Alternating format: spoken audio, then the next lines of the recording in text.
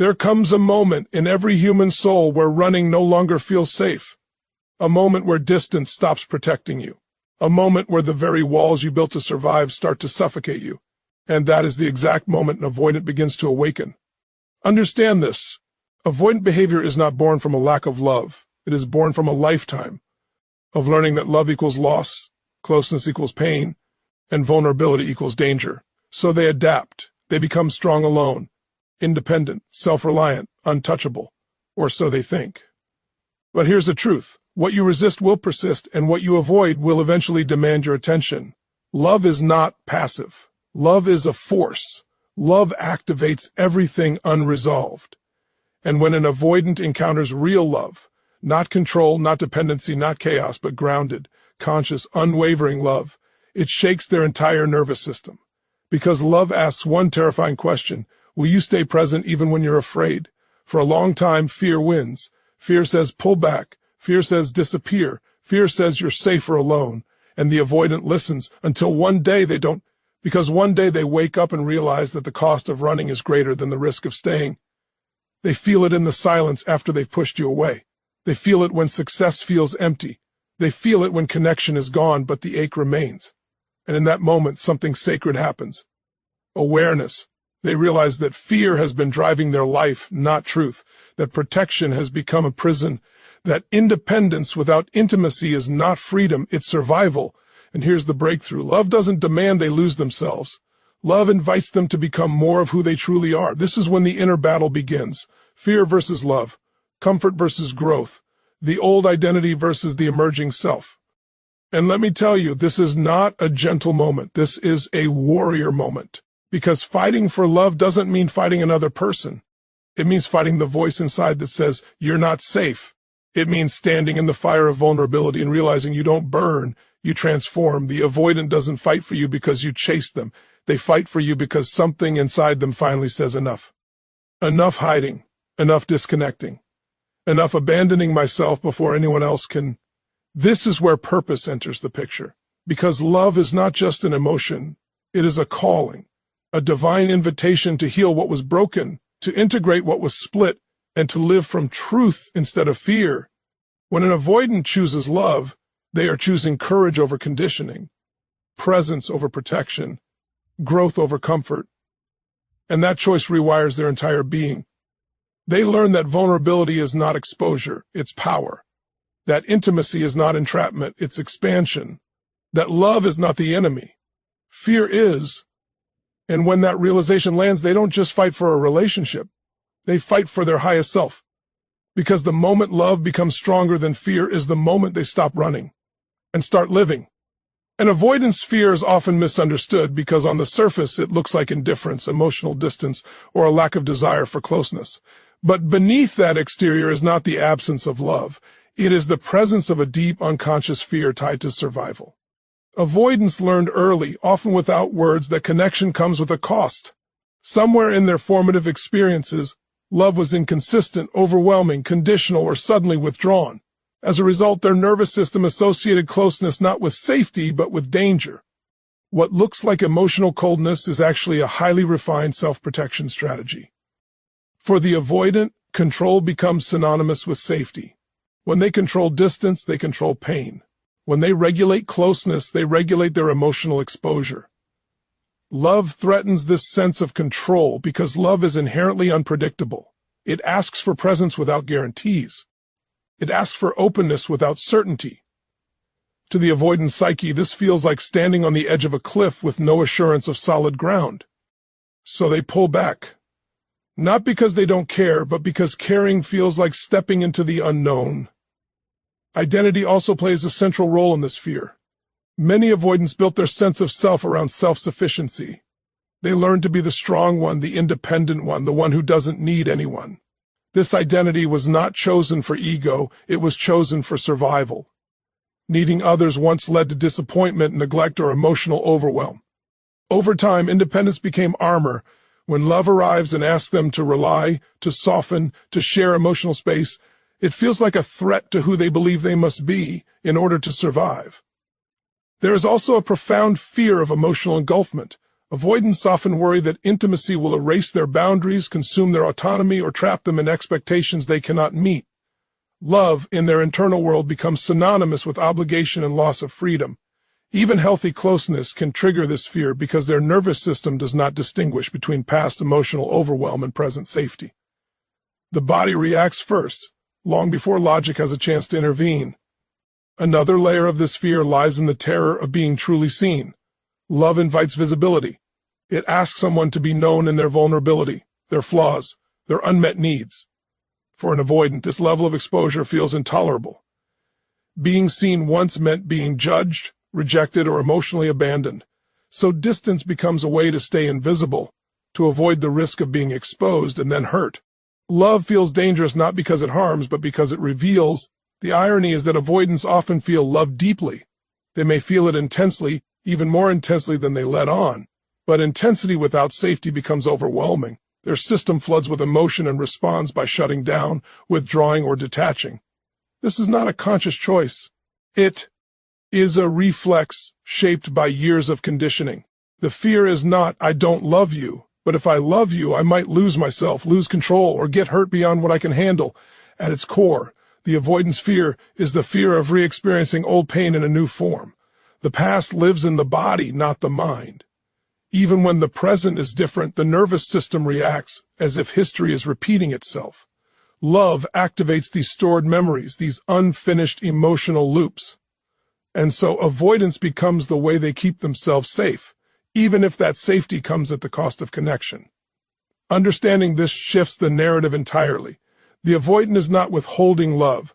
They're protecting themselves from what love once cost them. Their distance is not rejection, it is self-preservation. And beneath the fear, beneath the control, beneath the armor, there is often a deep longing to be close without losing safety, to love without losing themselves. Avoidants do not wake up one day and suddenly decide to change. Their patterns are deeply wired, reinforced by years of emotional conditioning that taught them distance equals safety. For a long time, avoidance works. Pulling away relieves anxiety. Detaching restores a sense of control. Independence feels like freedom. In the short term, running protects them from emotional overwhelm, vulnerability, and the fear of being hurt. This is why they continue to do it, because it works. Until it doesn't, the turning point begins quietly, often unnoticed at first. Each time an avoidant withdraws from connection, there is a momentary sense of relief. But beneath that relief, something accumulates. A subtle emptiness, a growing sense of disconnection not just from others, but from themselves. Over time, the cost of emotional distance begins to surface in ways they can no longer ignore. Relationships end. Opportunities for deep connection pass them by. And the same patterns repeat again and again with different people but the same outcome. At first, they rationalize it. I'm better alone. Relationships are too much. I just haven't met the right person. These beliefs help them maintain their identity and avoid confronting the deeper issue. But eventually, repetition becomes undeniable. When every ending follows the same emotional script, the avoidant begins to feel a quiet but persistent dissatisfaction. Running no longer feels empowering. It starts to feel exhausting. Pain becomes the messenger that avoidance can no longer silence. Loneliness shows up not as a dramatic crisis, but as a dull ache. They may achieve success, stability, or independence, yet feel an unexpected hollowness beneath it all. The realization creeps in that safety without connection is not fulfillment. The very strategy that once protected them now isolates them. This is the critical shift. The pain of staying distant begins to outweigh the fear of intimacy. The nervous system, once calmed by withdrawal, starts to register loneliness as a greater threat than closeness. Humans are wired for connection. When avoidance blocks that fundamental need for too long, the psyche pushes back. The avoidant may feel restless, irritable, emotionally flat, or disconnected from meaning. These are signals that the old strategy is failing. Often this realization is triggered by loss. Losing someone who offered genuine presence, watching a meaningful connection slip away because of emotional distance, or facing the truth that they keep ending up alone despite wanting something more. Loss forces reflection. It strips away the illusion that running keeps them safe. In that moment, they see the trade-off clearly. Distance protected them from pain, but it also robbed them of love. This awareness does not immediately erase fear. The avoidant does know. Suddenly feel ready for intimacy. What changes is their willingness to question the pattern. They begin to ask different questions. What am I really afraid of? Why does closeness feel threatening? What am I losing by always choosing distance? These questions mark the beginning of growth. The internal battle intensifies. One part of them still wants to retreat, to default to what is familiar. Another part begins to crave something deeper, something real. This tension is uncomfortable, but it is necessary. Growth never begins when avoidance is comfortable. It begins when avoidance becomes painful. At this stage, the avoidant is no longer running blindly. They are running with awareness, and that awareness creates friction. They start to notice their impulses to withdraw. They feel the cost of shutting down in real time. The old relief is replaced by regret, longing, or self-reflection. This is when the possibility of change emerges. They do not choose intimacy because fear disappears. They choose it because staying the same hurts more. The pain of loneliness, repetition, and misconnection becomes the catalyst for transformation. And in that moment, avoidance loses its power, not because fear is gone, but because love, meaning, and connection finally matter more. The avoidant rarely changes in the absence of consequence. As long as their distancing strategies allow them to maintain comfort, control, and emotional equilibrium, there is little motivation to confront what lies beneath.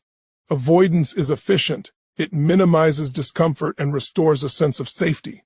But transformation begins when that efficiency collapses, when avoidance starts costing them something they genuinely value. This cost is not always dramatic. Sometimes it arrives quietly through the slow erosion of something meaningful. A relationship that once felt promising fades into distance. A part near who offered patience, presence, and emotional availability eventually stops reaching. The avoidant may not immediately react, but something inside them registers the loss.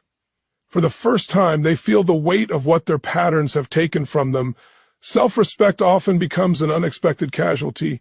Avoidants may pride themselves on being rational, independent, and emotionally self-contained, but repeated cycles of withdrawal and regret begin to create internal conflict. They see themselves behaving in ways that don't align with their values. They push away people they care about. They sabotage connections they secretly want. Over time, this creates a fracture in their self-image. They may still appear composed, but internally a question starts to surface. Why do I keep doing this? Purpose is another area where the cost becomes evident. Humans derive meaning not just from achievement, but from connection. When avoidance dominates, life can start to feel transactional and hollow. The avoidant may succeed professionally, maintain autonomy, and avoid emotional chaos, yet feel a persistent lack of fulfillment. They begin to sense that something essential is missing. Not excitement, not novelty, but depth. The turning point often comes when avoidance threatens something irreplaceable. This could be the loss of a person who represented emotional safety rather than pressure. Someone who didn't demand, chase, or control, but simply offered consistency and truth. When that person steps away, the avoidant is forced to confront the painful reality. The distance they relied on did not protect the relationship. It ended it. This moment destabilizes the avoidant's internal logic. The belief that closeness equals danger is challenged by the realization that distance caused the real harm. Avoidance, once perceived as self-protection, is exposed as self-sabotage. The mind struggles to reconcile this contradiction. If pulling away doesn't keep them safe, then what does? Loss creates space for reflection because it interrupts the avoidant's ability to bypass emotion. Distraction no longer works. Independence no longer feels empowering. The absence is too loud. In that space, awareness begins to form, not as self-blame, but as recognition. They see that their pattern has consequences not only for others, but for themselves. This is where responsibility quietly enters the picture, not in the form of shame, but in the form of ownership. The avoidant begins to understand that while their fear was learned, their behavior is now a choice, and every choice carries a cost. Avoidance protected them from vulnerability, but it also prevented intimacy, growth, and emotional depth. What makes this moment pivotal is that the cost becomes personal. It is no longer abstract or theoretical. It is felt in the body, in the silence, in the absence of connection they once took for granted. They feel the loss of what could have been, and that loss lingers, This doesn't mean the avoidant immediately changes their behavior. Fear does not disappear overnight, but the internal narrative shifts. Distance is no longer neutral. Withdrawal no longer feels harmless. Every impulse to pull away is now accompanied by awareness of what it might cost them. This awareness is the seed of transformation. When avoidance threatens connection, meaning, or self-respect, it loses its power as a default strategy. The avoidant begins to realize that staying emotionally distant is not a safe option. It is a painful one. And in that realization, the door to growth opens. Love has a way of reaching places the conscious mind has long avoided. When an avoidant encounters genuine love, it does not simply create warmth or comfort. It activates memory, emotion, and unresolved pain stored deep within the nervous system. This is because love mirrors the original attachment experiences that shape the avoidant's emotional world. It brings forward what was never fully processed, healed, or integrated. Unresolved wounds are not intellectual. They live in the body in reflexes and emotional responses that emerge long before logic has time to intervene. For the avoidant, closeness triggers these old imprints. A caring gesture, emotional availability, or desire for intimacy can unconsciously resemble past moments where love felt overwhelming, inconsistent, or unsafe. The body responds as if history is repeating itself, even when the present is fundamentally different. This is where the inner child becomes activated. The inner child represents the emotional self that learned how to survive in early relationships. For many avoidants, that child learned to minimize needs, suppress feelings, and rely on self-sufficiency. Love now threatens that adaptation. It invites needs to surface, emotions to be felt, and dependence to be acknowledged. For the inner child, this feels like stepping back into vulnerability without protection. As these wounds are activated, the avoidant may experience confusion. They may care deeply for someone yet feel an intense urge to withdraw. They may feel anxious, irritated, or emotionally numb without understanding why. This internal contradiction is not a flaw. It is a collision between present love and past pain. The psyche is trying to reconcile safety with closeness, but the old programming is not yet caught up to the present reality. The avoidant often experiences this activation as loss of control. Emotions arise that they cannot regulate through distance alone. They may feel exposed, dependent, or emotionally stirred in unfamiliar ways. This is frightening because their sense of stability has always come from emotional containment. Love breaks that containment. It asks them to feel what they once learned to avoid. At this stage, avoidance intensifies. Pulling away becomes an attempt to silence the inner child's distress. Distance feels like the fastest way to regain equilibrium. But the more meaningful the love, the less effective this strategy becomes. The wounds remain activated even in absence. The avoidant may find that withdrawing no longer brings relief.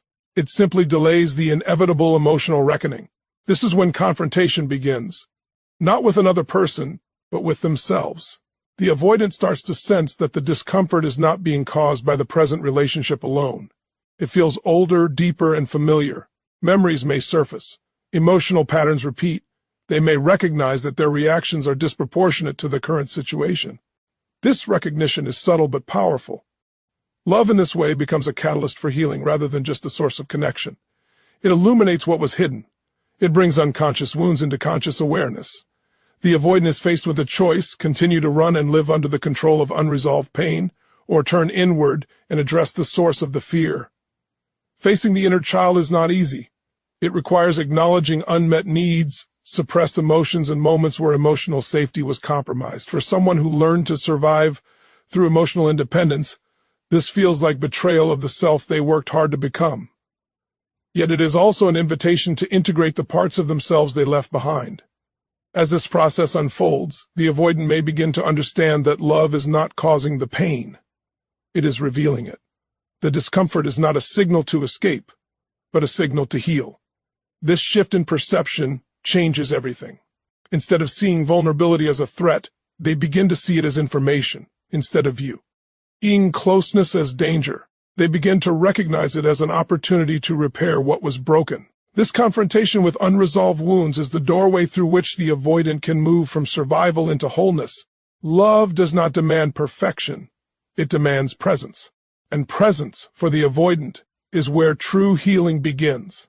True love has a way of dismantling illusions, especially the illusion that distance equals safety. For the avoidant, emotional distance has long been framed as a form of self-protection. By staying detached, they believe they are guarding their peace, preserving their autonomy, and avoiding pain. This belief becomes so ingrained that it feels like truth. But when genuine love enters their life, it applies a kind of emotional pressure that exposes the fragility of that assumption. Unlike chaotic or inconsistent attachment, true love does not chase, manipulate, or demand. It remains steady, present, and emotionally available without force. This steadiness creates a unique tension for the avoidant. There is no obvious threat to react against, no drama to justify withdrawal, no instability to blame. The usual narratives that support distance begin to crumble. The avoidant can no longer say, "This is too much," or "I'm protecting myself from harm," because love is not harming, it is offering. This is where emotional pressure quietly builds. Love reflects the avoidant back to themselves. It highlights the contrast between what they say they want and how they behave. The presence of someone who remains consistent exposes the gap between the avoidant's desire for connection and their habit of pulling away. Distance no longer feels like a neutral choice. It begins to feel like a contradiction. The illusion of self-protection starts to unravel when the avoidant notices that withdrawing does not actually reduce their discomfort. They pull back, yet feelings persist. They create space, yet the emotional pull remains. The person they are distancing from still occupies their thoughts, their emotional landscape, their inner world. This creates cognitive and emotional dissonance. If distance truly protected them, why does the connection still feel alive inside them? True love also removes the external justification for avoidance. When there is no chaos to react to, no pressure to escape, the avoidant is left alone with their internal experience.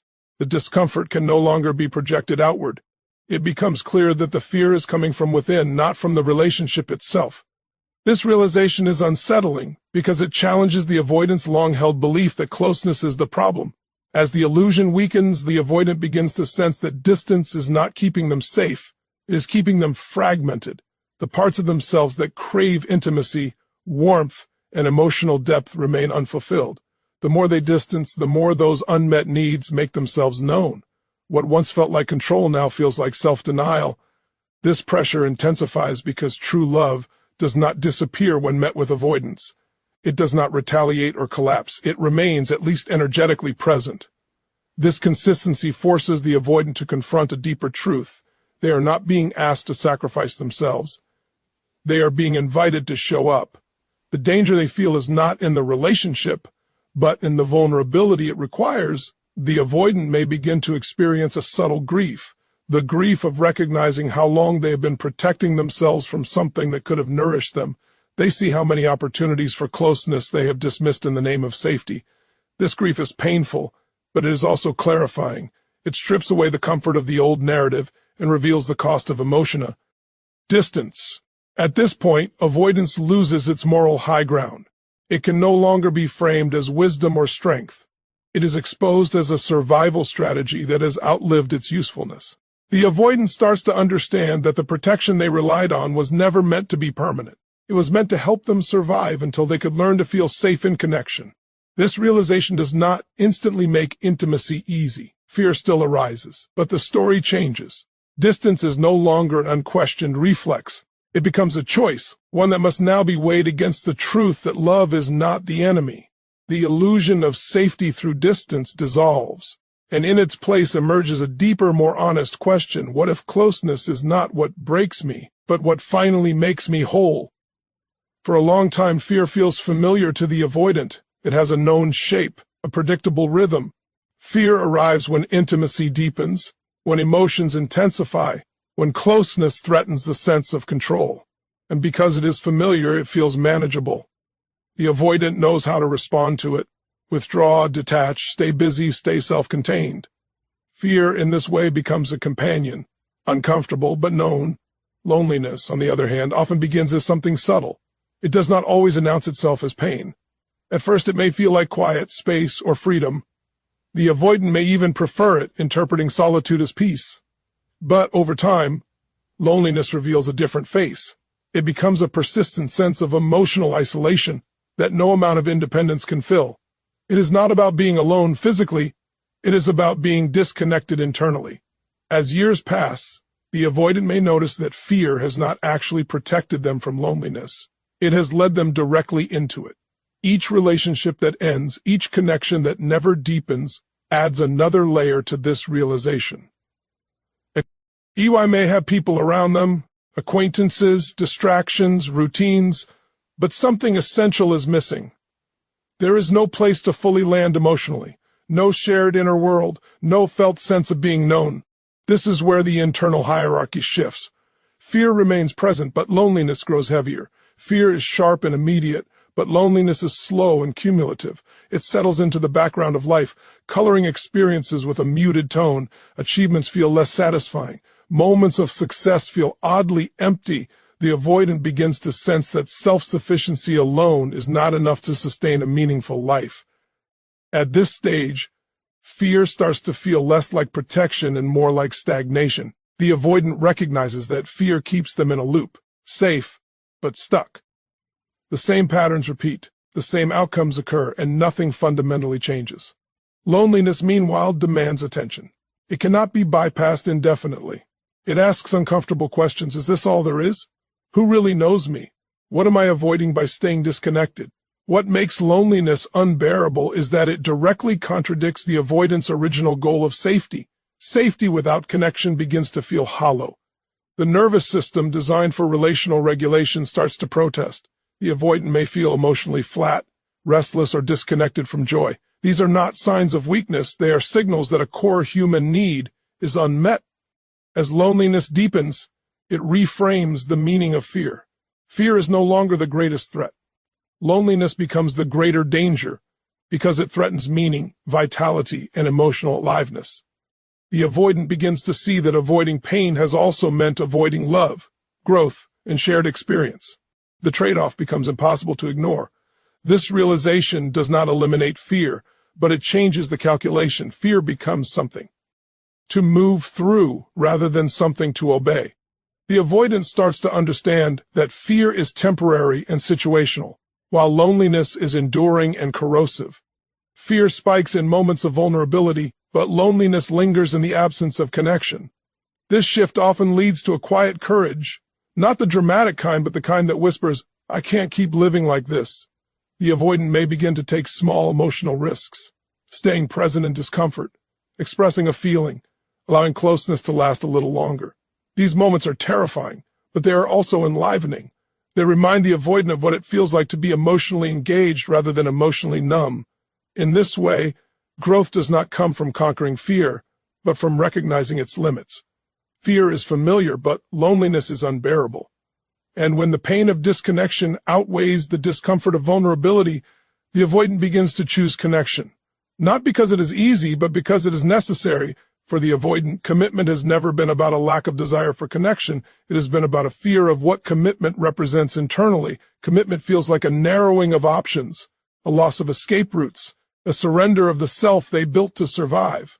Comfort lives in familiarity, and avoidance is deeply familiar. It requires no emotional risk, no exposure, no redefinition of identity.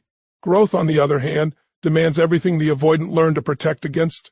When the avoidant reaches a point where staying the same becomes more painful than changing, a new decision emerges. This decision is not impulsive or romanticized. It is sober, deliberate, and deeply internal. Commitment stops being seen as a trap and begins to be recognized as a choice to step forward rather than retreat. This is where courage enters the picture. Not as fearlessness, T as the willingness to act despite fear. Comfort is seductive because it promises relief. The avoidant knows exactly how to create emotional distance, how to self-regulate through withdrawal, how to maintain control. These behaviors soothe anxiety in the moment, but they also reinforce the very patterns that keep the avoidant stuck. Choosing growth means resisting the immediate relief of withdrawal in favor of long-term fulfillment. It means tolerating discomfort without escaping it. This is where truth becomes essential.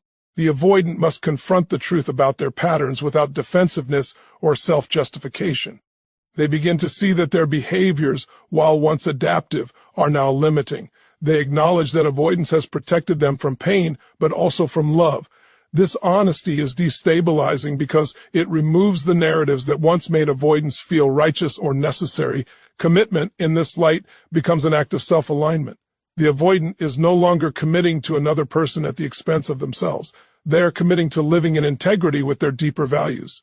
If they value connection, authenticity, and emotional depth, then continuing to avoid intimacy becomes a betrayal of those values. Choosing commitment is choosing to live in accordance with truth rather than fear. Fear thrives in the imagined future. What might go wrong? What could be lost? What pain could return? Truth lives in the present. It asks, what is actually happening right now? Often, the present moment is safer than the avoidant expects. The person they are with is not demanding annihilation of self. The relationship is not erasing their autonomy. By staying present, the avoidant gathers new evidence that challenges old beliefs as they choose courage over comfort. The avoidant begins to experience a subtle shift in identity. They start to see themselves not as someone who must always escape, but as someone capable of staying. This shift is profound because identity shapes behavior. When the avoidant believes they can tolerate intimacy, they no longer need to flee from it. Growth also requires redefining strength. For the avoidant, strength once meant emotional independence and self-reliance. Now strength begins to mean emotional presence, honesty, and the ability to remain open in the face of uncertainty. This new definition of strength feels unfamiliar, but it is deeply empowering. It allows the avoidant to engage with life more fully rather than watching from a distance, choosing. Commitment does not mean fear disappears. Fear still arises, but it no longer dictates behavior. The avoidant learns to recognize fear as a signal, not a command. They can feel fear and still choose to stay connected. This is the essence of emotional maturity. Responding rather than reacting, in choosing truth over survival patterns, the avoidant steps out of the past and into the present. They are no longer living according to old scripts written in moments of pain. They are writing a new narrative, one where connection does not cost them their identity but strengthens it. Commitment becomes not a loss of freedom, but an expansion of it. For the avoidant, vulnerability has long been misinterpreted as exposure to danger. It is associated with being seen too much, needing too much, or feeling too much. In their early emotional landscape, vulnerability often came with consequences, dismissal, overwhelm, rejection, or abandonment. As a result, the avoidant learned to equate emotional openness with weakness. Strength